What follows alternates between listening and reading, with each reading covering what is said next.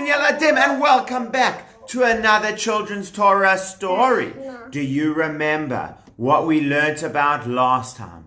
The Jewish people had come out of Egypt. Hooray! Hashem helped us, and Hashem brought us out of Egypt. And now we were going into the desert, where there was no food and water, but we could trust in Hashem. Thank you, Tsuria, for bringing more puppets. We could trust in Hashem to help us along the way. And off we went into the desert, and we came close to the Yam Suf, which might be the Red Sea. And we got right up there close. And Paro, meanwhile, and the Egyptians had said, oh no, the Jewish people are not coming back. We must chase them.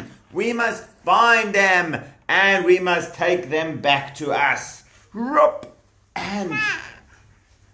And so that is what they started doing. They got the army together with all the horses, and the swords and the shields, and they came chasing after the Jewish people. And as they got closer to the Jewish people, do you remember there were 4 different groups of Jewish people who wanted to do different things? The first one said, exactly. The first one said, let us. This one's going to be Moshe, because I couldn't find the other Moshe puppet. So this one will be Moshe today. And this is Aaron. Oh. And this is? Paro. That's Paro, exactly. So, the Egyptians came chasing after the Jewish people. Some of the Jewish people said, we must all daven to Hashem, so that Hashem will help us. And some of the Jewish people said, we must fight the Egyptians. And some of the Jewish people said, we must say to the Egyptians, sorry for running away. Please, can we come back and be slaves again? And some of the Jewish people said, let's just give up and jump into the sea.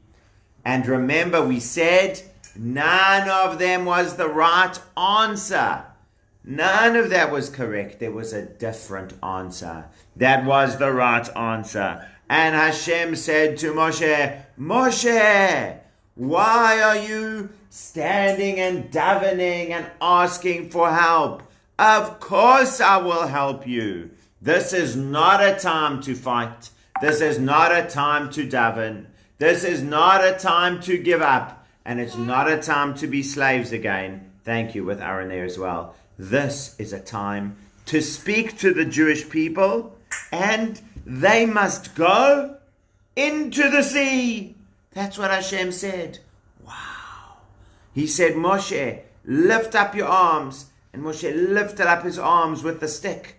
You remember the stick that Moshe used? That was the stick that they used to make all the plagues, where they hit the river and it turned into blood, and they hit the river and the frogs came out, and they hit the ground and the lice came out, and they pointed the stick at the sky, and then came the locusts and the hail.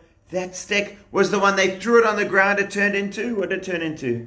Snake. A snake. That was the stick that did all of these things. So Moshe held up his hands with the stick, and Hashem said, no, Moshe, take the stick away. You don't need the stick for this one anymore. You see, Yeladim, the stick was not a magic stick. The stick couldn't do anything by itself. The stick was just something to show us that it was from Hashem. Because if Moshe was doing it the whole time by himself, people might have thought, maybe Moshe can just do this by himself. Maybe that's what they would have thought. Oop, there we go. They would have thought that Moshe can just do this by himself. But because he was using the stick was like the finger of Hashem. That's what Moshe's stick was like. So every time Moshe held the stick, it was like Hashem was doing it for them. So that was what it showed. That's why Moshe used the stick to hit the river and the stick to point up to the sky to say, this is not me, Moshe, that's doing it. This is all from Hashem. But now Hashem says, but now Moshe, if you carry on using the stick too long, the Jewish people might think that the stick is magic, that the stick can do the miracles. No, no, no. The stick cannot do the miracles. So Moshe, put your stick away, and you're just going to hold up your hand, and then people will see It's not from the stick. It's not from Moshe. It is from Hashem. And Moshe held up his hand. And then a wind started blowing. And a stronger wind. And a stronger wind came blowing and blowing until eventually it started even blowing the ocean. And it blew so hard, it made the water open up. It made a path in the ocean. And then Hashem said to the Jewish people, go through that path. And suddenly there was a stick. Oh, here we go. Thank you. This was the stick. This was the stick that Moshe had been holding. And Hashem said, now you can put that stick away. So Moshe was holding up his hand, and the wind was blowing so hard that it actually blew the sea open. That there was a path in the middle with dry land. The sea was on the one side. The sea was on the other side. But in the middle, there was a wide open road that the Jewish people could walk through. And so the Jewish people started going. And the men and the women and the children and the babies and the animals. And everyone started going through the middle of the sea. And meanwhile, Paro, can I have Paro again? And meanwhile, Paro saw this happening. And Paro said, oh, look at this. They're going into the sea. No problem. Let's follow them, everybody. Let's all follow them into the sea. That way we'll catch them. Ha ha ha ha. Is Paro going to catch them, Yeladim, when they go into the sea? No. Paro doesn't know what's in store for them, sorry to tell you. Well, Paro and his army start chasing them into the sea. But something strange happens. The sea, which had been dry land for the Jewish people, suddenly turns into mud. Have you ever played the game Stuck in the Mud, Yeladim? Well, that was the game that the Jewish people and the Egyptians were playing now. The Egyptians kept getting stuck in the mud. The Jewish people were walking through on dry land and they could just go. But the Egyptians kept getting stuck, and they tried to move and they got stuck, and they tried to move and they got stuck, and they tried to move and they got stuck. And they said, oh no, what are we gonna do? We keep getting stuck. And then the Jewish people all came out the other side, and Hashem said to Moshe, Moshe, now it's time to lift your hand again, and I will stop my wind, and the water will come back. And that's what happened. Moshe lifted up his hand again, and suddenly the wind stopped. And all the Egyptians who were standing in the middle suddenly realized Hashem is helping the Jewish people. Hashem is really helping the Jewish people. And you know what? Now the Egyptians had a choice. Now the Egyptians could say, Hashem, you really are the boss. Just like Moshe and Aaron were telling us this whole time. And we are sorry we were mean to the Jewish people. That's one thing the Egyptians could say. Even now it wasn't too late. Even now they had the opportunity. Hashem had made them all stuck in the mud. The Jewish people were out the other side. They had one last chance to say sorry. And what do you think they did, Yeladim? Give me a thumbs up if they said sorry. Well, I'm sorry to tell you that they didn't. I'm sorry to tell you that they did not take this opportunity to say sorry. This was their last chance, and they gave it up. And so Hashem said, okay, Moshe, put out your hand, and Moshe put out his hand, and the sea came back, and it washed all the bad Egyptians away, so that they wouldn't be mean to the Jewish people or to anyone else any more.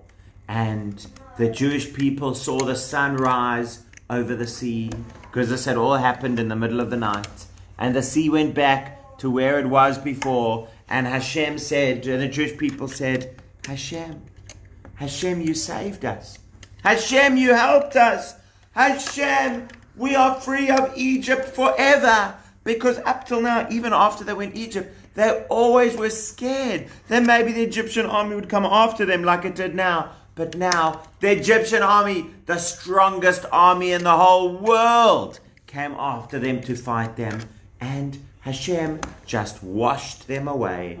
And that is why they are gone and not going to bother the Jewish people anymore. So they started singing a song. And the song goes, Ashira Lashem ki gaor ga'a sus v'rochvo rama vayam. I will sing to Hashem because he did something so great. He threw all the bad Egyptian army, washed them away in the sea.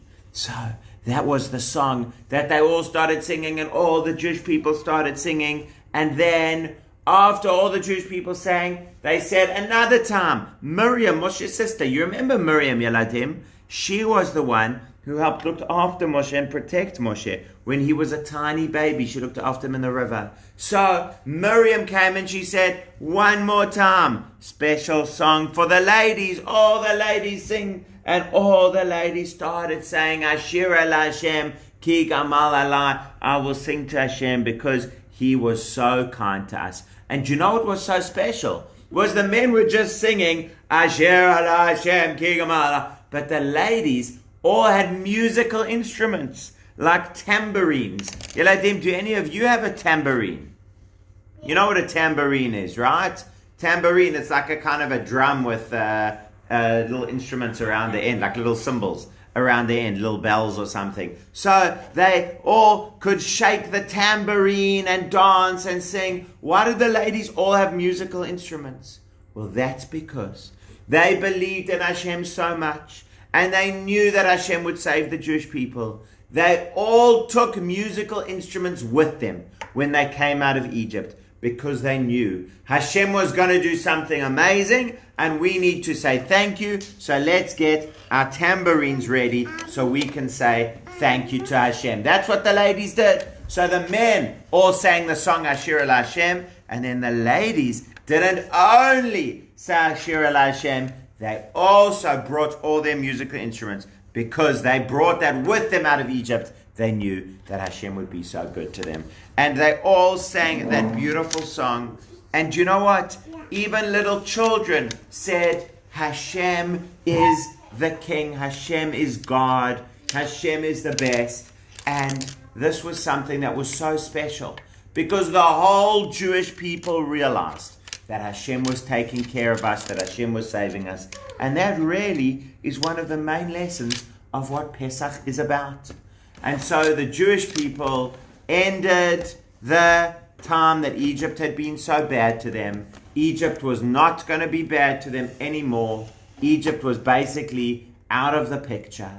They had crossed the sea. Hashem had saved them. And now they were going somewhere very, very special. Do you know where they were going next, Yeladim? Where were the Jewish people going next? Where?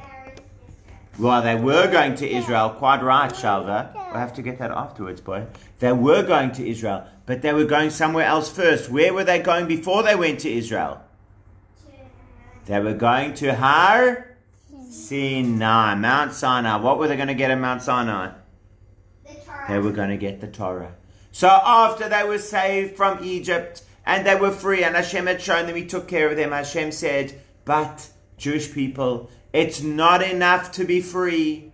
You need to do something so special and important with what you have been given. I'm giving you a present of being free, and now you need to go and get the Torah so that you can learn Torah and be good to people and be good to Hashem. And that is what we're going to learn about next time.